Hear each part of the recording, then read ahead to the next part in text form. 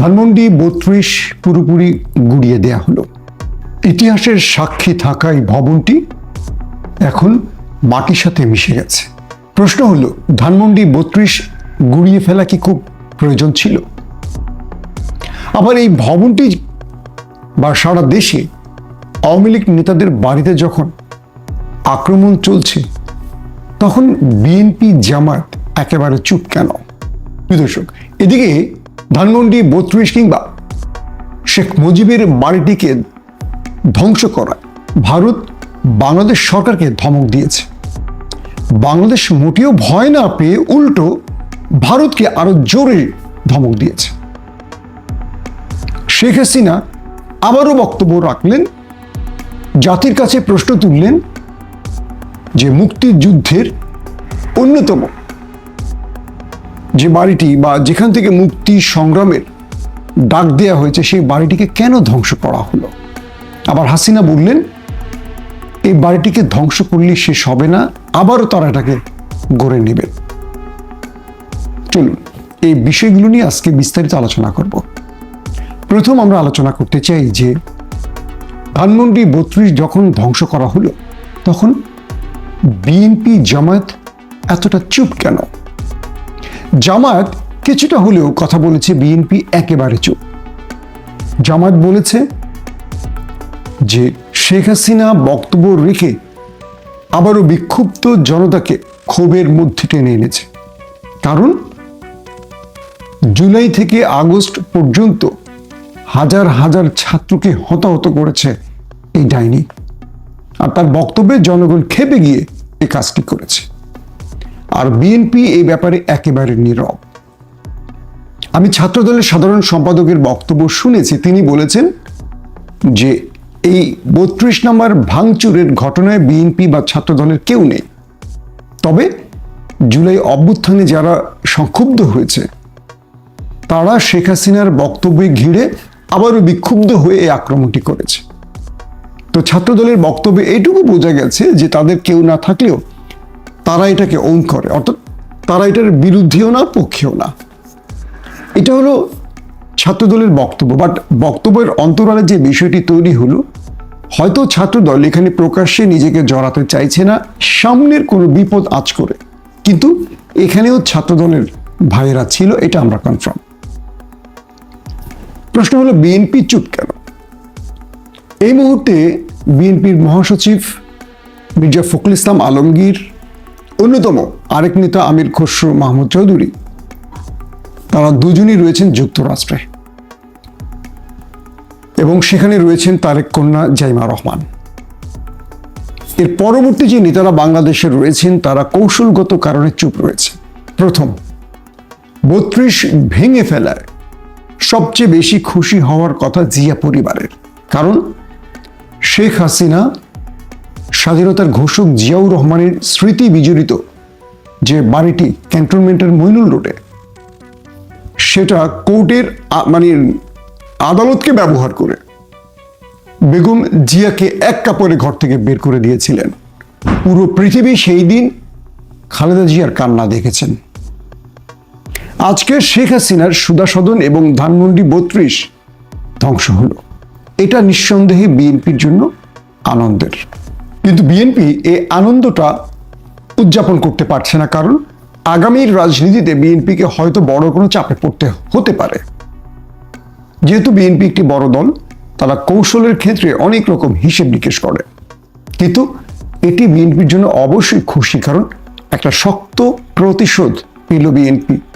নিজেরা কিছু করলো না, কিন্তু অন্য করে দিল, এটাও তো একটা আনন্দের বা একটা বিজয়ের বিষয়টা হলো, বিএনপি ভাবছে যে বাংলাদেশের রাজনীতিতে গত ৫৪ বছরে ভারত বড় ভূমিকা রেখেছে, আগামীতেও ভারত বড় ভূমিকা রাখবে, তাই ভারতকে অনেক বেশি খেপাতে চাইছে না বিএনপি। এবং আগামীর ইতিহাসে শেখ মুজিবের বাড়ি ভাঙচুরের অভিযোগটি বিএনপি তার ঘাড়ে নিতে চাইছে না, কিন্তু ইতিহাস এটিই বলে এই পুরোপুরি বিএনপিকে দায় নিতে হবে যদি বিএনপি সরকারে থাকে বা প্রধান বিরোধী দলে থাকে। কারণ যে দলটি প্রধান দল থাকে সবসময় তাকে সকল অপবাদ নিতে হয়। যেমন জিয়াউর রহমান সমরে যুদ্ধ করেও, জিয়াউর রহমান সরাসরি যুদ্ধ করেও তিনি হয়েছিলেন সবচেয়ে বড় রাজাকার। কারণ আওয়ামী লীগের দৃষ্টিতে জিয়াউর রহমানের বিএনপি ছিল প্রধান দল, হোক সেটা সরকারে হোক সেটা বিরোধী দলে। তাই শেখ হাসিনা কখনো বিএনপিকে এর দায় থেকে মুক্তি দেবে না। 2 নাম্বার, বিএনপির ভেতরে অনেক নেতারাই রয়েছেন যারা শেখ মুজিবকে স্বাধীনতার একজন মহানায়ক ভাবেন, কিন্তু তারেক রহমান মানেন না। তারেক রহমান লন্ডনের জীবনে ইতিহাস নিয়ে যথেষ্ট স্টাডি করেছেন, ধারাবাহিক বক্তব্য রেখেছেন, ডকুমেন্টেশন প্রদর্শন করেছেন। সব কিছু মিলে সেখানে তিনি বলেছেন শেখ মুজিব স্বাধীনতার ঘোষণা তো দূরের কথা, তিনি স্বাধীনতাই চাননি। তিনি চেয়েছিলেন সেই সময় মানে পাকিস্তানের এই আমাদের বাংলার অংশ মানে বাংলাদেশের যে অংশটি সেখানকার প্রধানমন্ত্রী হতে, মানে দুটো মানে পাকিস্তান, পূর্ব পাকিস্তান, পশ্চিম পাকিস্তানের একটি অংশে তিনি হবেন প্রধানমন্ত্রী, আর একটি অংশে হবে যেটা পাকিস্তান অধ্যুষিত, সেখানে হয়তো ভুট্টো হবেন প্রধানমন্ত্রী। এবং শেখ হাসিনা বাবা শেখ মুজিব বলেছিলেন তাজউদ্দিনকে, তোমরা দেশটাকে ভেঙে ফেললে শেষ পর্যন্ত যখন এই দেশটি স্বাধীন হয়। এটি তারেক রহমানের বক্তব্য এবং ইতিহাস এটা কি প্রমাণ করে, বা বইতে স্বাধীনতার যত গ্রহণযোগ্য বই আছে সেখানে এই ইতিহাসটি লেখা আছে। কিন্তু আওয়ামী লীগ শেখ মুজিবকে স্বাধীনতার মহানায়ক বলে, কিন্তু আওয়ামী লীগ শেখ মুজিবকে বড় করতে গিয়ে জিয়াউর রহমানকে একেবারে রাজাকার বানিয়ে ছেড়েছে। এটা ইতিহাসের সবচেয়ে বড় মিথ্যা। 3 নাম্বার, বিএনপি এই মুহূর্তে ভাবছে ভিন্ন কিছু। আগামীতে যদি নির্বাচন হয়, সে নির্বাচনে বিএনপি ভারতের অনুগ্রহ চাইছে, আওয়ামী লীগের ভোট ব্যাংক পেতে চাইছে, যে কারণে বিএনপি কিছুটা চুপচাপ রয়েছে বা এর দায় ঘাড়ে নিতে চাইছে না। 4 নাম্বার, বিএনপি এই মুহূর্তে আরেকটি হিসেব করছে, সেটি হলো আজকে যদি এর দায় বিএনপি ঘাড়ে নেয়, আগামীতে কখনো যদি ভুল করে আওয়ামী লীগ আবারও ক্ষমতায় আসে, তাহলে এটার পুরো রিভেঞ্জ বিএনপির দিকে চলে যাবে। তো এই তালিকাগুলো আমি অনেকগুলো বলতে পারবো, বাট আপাতত ব্রেক দেই অন্য প্রসঙ্গে আসার জন্য। আওয়ামী লীগ কি বিএনপিকে এই দায় থেকে মুক্ত করবে? কারণ জামায়াত ক্ষমতায় আসবে কি আসবে না এটা অনেক লম্বা হিসেব নিকেশ। বিএনপি হয়তো ক্ষমতায় আসবে, আজ হোক কাল হোক, তার মানে প্রতিশোধটা বিএনপির উপরই যাবে, বিএনপি যতই চুপ থাকুক। এই মুহূর্তে ধানমন্ডি 32 এবং সারা দেশে আওয়ামী লীগ নেতাদের বাড়ি ঘরে আক্রমণের মধ্য দিয়ে এই সরকার বা ছাত্র জনতা বড় দলগুলোকে দুটো মেসেজ দিয়েছে। আমরা দেখেছি 5 আগস্টের পর পুরো ঢাকা যখন গুমোট অবস্থায় ছিল, এরপর ডক্টর মোহাম্মদ ইউনূসকে বিদেশ থেকে এনে অন্তর্বর্তীকালীন সরকার প্রধান করা হলো। ডিজিএফআইয়ের তালিকাভুক্ত অনেক গণমাধ্যমে দেখলাম যে ডিজিএফআই যে তালিকা ধরে দিয়েছে সে অনুযায়ী অন্তর্বর্তীকালীন সরকারের উপদেষ্টা নিয়োগ দেওয়া হলো।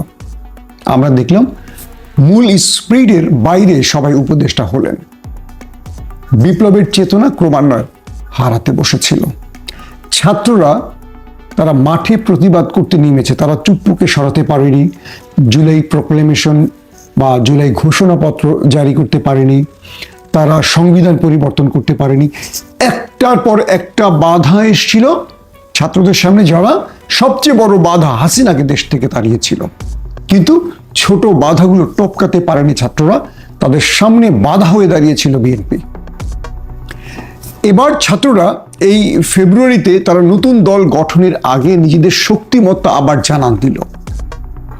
যেহেতু বিএনপির জামাত এই ধানমন্ডি 32 ধ্বংস বা সারা দেশে যে ধ্বংসলীলা এটাকে ওন করছে না, তার মানে এটা পুরো দায় এখন ছাত্র জনতার বা বৈষম্য বিরোধী ছাত্রদের।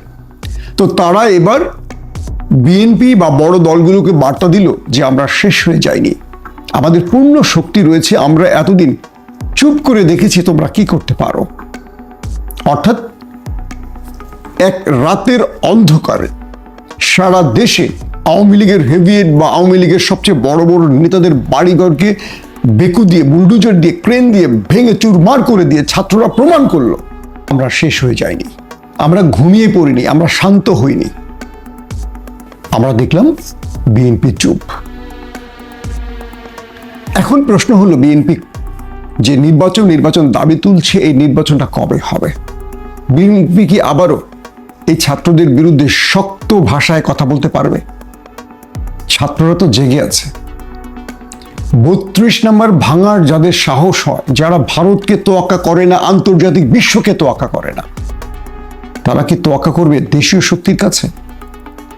ছাত্ররা জানে এই ভবনটি ভাঙলে আন্তর্জাতিক চাপ আসবে। ছাত্ররা সেই চাপ মোকাবেলা করতে প্রস্তুত। আমরা কি দেখলাম? সারা দেশে আওয়ামী লীগ নেতাদের বাড়িঘর যে ভাঙচুর হলো, এখানে কি আপনি মনে করেন কোন একটি দল? না, সব দলের অনুসারীরা সেখানে গেছে। না বিএনপি কন্ট্রোল করতে পেরেছে, না জামায়াত কন্ট্রোল করতে পেরেছে, সবাই ছাত্র জনতার সাথে মিশে গেছে। অর্থাৎ বিএনপি যদি এই মুহূর্তে বা জামায়াত ইসলাম যদি কোনো ভুল সিদ্ধান্ত নেয়, এই দলগুলো ছাত্র জনতার ডাকে তাদের অনুসারীরা বেরিয়ে আসবে। প্রশ্ন হলো, কারা সঠিক পথে আছে, বিএনপি, জামাত নাকি ছাত্ররা? এটা হিসেব নিকেশ হয়তো আগামীতে আপনারা করে বুঝতে পারবেন।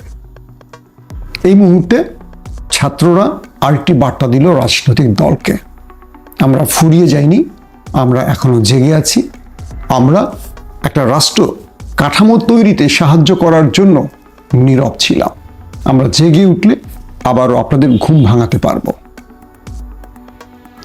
আসেন এবার ভারত কি থ্রেট দিল আর বাংলাদেশ কি জবাব দিল। দিল্লি বাংলাদেশকে বলল এই 32 ভাঙার ব্যাপারে তাদের আপত্তির কথা, এবং বলল যে বাংলাদেশ স্বাধীন হয়েছে বা স্বাধীনতার যে ঘোষণাটি এসেছিল এই 32 নাম্বার থেকে, এবং কড়া ভাষায় বাংলাদেশের সমালোচনা করলো বা ইউনূস সরকারের সমালোচনা করলো। আর ইউনূসের পররাষ্ট্র উপদেষ্টা বললেন যে আমরা আপনাদের কাছ থেকে শেখ হাসিনাকে ফেরত চেয়েছি। একজন পলাতক আসামি আপনার দেশে কোন স্ট্যাটাসে আছেন, তিনি সেখান থেকে কি করে এই রাষ্ট্রের বিরুদ্ধে বক্তব্য রাখেন, কি করে এই রাষ্ট্রের বিরুদ্ধে ষড়যন্ত্র করেন, আমাদের জবাব দেন। ব্যাস, ভারত আটকে গেল চিপার মধ্যে। কারণ শেখ হাসিনা এই দেশ থেকে পালিয়ে গেছেন, তার বর্তমানে ভারতের অবস্থানটা আইনিভাবে বা কূটনীতির ভাষায় কোন পর্যায়ে কোন স্ট্যাটাসে, এটা কিন্তু ভারত ব্যাখ্যা করেনি। এবং বাংলাদেশ তাকে বারবার ফেরত চাইলেও এখন পর্যন্ত দেয়া হয়নি। আবার সেখানে বসে তিনি রাজনৈতিক বক্তব্য রাখছেন বা দেশের বিরুদ্ধে বক্তব্য রাখছেন বা সরকারের বিরুদ্ধে বক্তব্য রাখছেন, এটা কূটনীতির শিষ্টাচারের বহির্ভূত। তো ভারতকে এই প্রশ্নটি যখন উল্টো করলো বাংলাদেশ, তখন ভারত আটকে গেল, ভারত আর জবাব দিতে পারল না। এই পরিস্থিতির মধ্যে ভারত ও বাংলাদেশের উত্তম জবাব পেয়ে নিজের মুখ বন্ধ করে ফেলল। এখন ভারতের গণমাধ্যমগুলো বাংলাদেশকে নিয়ে খুব জোরে সোরে অপপ্রচার বা প্রপাগান্ডা চালাচ্ছে। শেখ হাসিনা আবারও বক্তব্য রাখলেন, এই যেই বক্তব্য ঘিরে এত আক্রমণ, তারপরে আবারও বক্তব্য রাখছে। তিনি বললেন এই ভবনটি তিনি আবার গড়বেন। যদি মইনুল রোডে বেগম জিয়ার বাড়ির ভেঙে পিলখানা হত্যাকাণ্ডের অফিসারদের জন্য কোয়ার্টার তৈরি করা যায়, তাহলে এই সরকার বা নেক্সট সরকার 32 নম্বরে যদি কোনো মসজিদ তৈরি করে বা ছাত্র জনতার অভ্যুত্থানে যারা মারা গেছেন তাদের জন্য কোনো ফ্ল্যাট বাড়িঘর তৈরি করে, শেখ হাসিনা কি সেটাও ভেঙে আবারও শেখ মুজিবের বাড়িটি বানাবেন, পারবেন? বা শেখ হাসিনা এত বড় ন্যারেটিভ তৈরির পর বা তাকে দেশ ছেড়ে পালিয়ে যাবার পর সারা দেশে তার এমপি, মন্ত্রী, নেতা, কর্মী, অঙ্গ সংগঠনের সবাই গর্তে ঢুকে যাবার পরও তিনি কি দুঃসাহস করবেন আবার দেশে আসতে? তিনি কি আবারও রাজনীতি করতে পারবেন? বাংলাদেশের মানুষ তাকে গ্রহণ করবে? এই প্রশ্নগুলো আসবে। তবে শেষে একটি কথা বলতে পারি আওয়ামী লীগ নেতাদের উদ্দেশ্যে। আওয়ামী লীগ এই দেশের স্বাধীনতার পক্ষের শক্তি এবং সবচেয়ে বড় দল, কিন্তু শেখ হাসিনা আপনাদেরকে যে বিপদে ফেলে গেছে, এই জন্য অন্ততপক্ষে একবার হলেও আপনারা শেখ হাসিনাকে দায়ী করবেন। কারণ এই রাষ্ট্রতে বা এই বাংলাদেশে শেখ হাসিনার আজকের পরিণতির জন্য শেখ হাসিনা নিজেই দায়ী। গত 15টা বছরে তিনি বাংলাদেশে যা কিছু করেছেন, একবার চোখ বন্ধ করে স্বীকার করেন বা চিন্তা করেন তিনি যা করেছেন ভালো করেছেন। অজস্র মায়ের বুক খালি করেছেন, অজস্র মানুষের কান্নার কারণ হয়েছেন শেখ হাসিনা। জুলুমের লেভেলটা এত উপরে উঠে গেছে যে তার পরিণতি শেষ পর্যন্ত ফেরাউনের মতোই হয়েছে। আল্লাহ হাফেজ।